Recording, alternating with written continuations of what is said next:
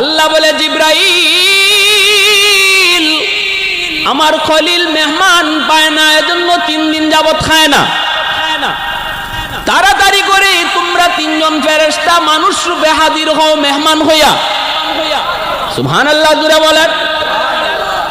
জিব্রাইল আমিন মানুষের সুরত ধইরা 3 জন মেহমান হইয়া যখন ইব্রাহিম খলিলের কাছে আসলেন, তিনি মেহমান পায়া বড় খুশি, সাথে সাথে নিয়ে আসলেন খানা হাজির। খানা খাইতে বসবেন বল আল্লাহর খলিল 3 দিন তিনি উপবাস, মেহমান পাইছেন, খাঞ্চার ভিতরে খানা নিয়ে বসছেন এক খাঞ্চায়।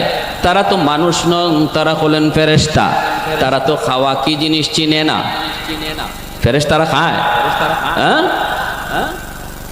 মূলত খাইতে আসেন নাই, খাওয়াইতে আইছেন, ঠিক না? আল্লাহ পাঠাইছে, যাও খাওয়ান লাগতো না, আমার বন্ধুরে গে খাওয়া। কারণ মেহমান ছাড়া তো খায় না।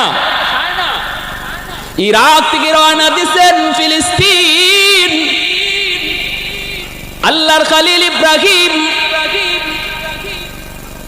ভাইরা বন্ধুরা, রাস্তায় তিনি দেখেন বিরাট আসর, মাঝখানে এক রাজ্য, মানুষগুলা সাজে সুজে হাজির, সুন্দর সুন্দর যুবক সেজে গুজে হাজির। কি ব্যাপার?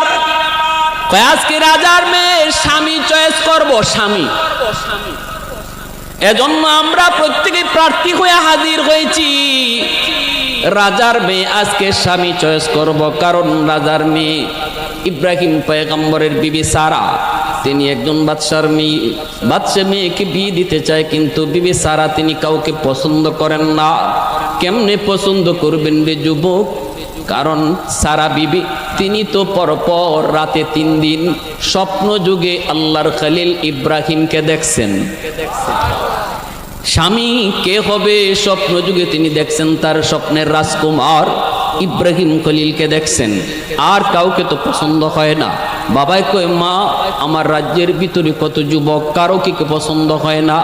কয় না গো বাবা, আমার স্বপ্নে দেখা রাজকুমার লাগবে। আল্লাহু আকবার, জোরে বলো, একটু জোরে আওয়াজ দিয়ে কও না যুবক, আল্লাহু আকবার, আর জোরে আল্লাহু আকবার। ইব্রাহিম খলিল মুসাফির, ইব্রাহিম খলিল মুসাফির ইরাক থেকে রওনা দিয়েছেন, যাবেন মসজিদুল আকসায়। এ ভাই, তিনি দেখেন মানুষজন লাইন ধরে দাঁড়ায়। ঘটনা কি? কই রাজার মেয়ে আজকে স্বামী চয়েস করবে।